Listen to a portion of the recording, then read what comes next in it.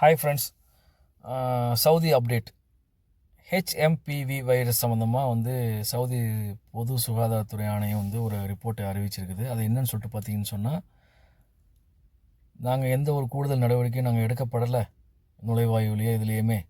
அதனால் எல்லா உபகரணங்களும் எங்ககிட்ட இருக்குது, அது தேவைப்படுச்சுன்னா நாங்கள் எடுத்துக்குவோம் அப்படிங்கிற மாதிரி சொல்லியிருக்கிறாங்க. அதே சமயத்தில் இப்போது சவுதி அரேபியாவில் குளிர்காலமாக இருக்கிறதுனால வயது முதிர்ந்தவர்கள், குழந்தைகள், எதிர்ப்பு சக்தி கம்மியாக உள்ளவங்களுக்கு வேண்டாம் சிகிச்சைகள் அளிக்கப்படலாம்.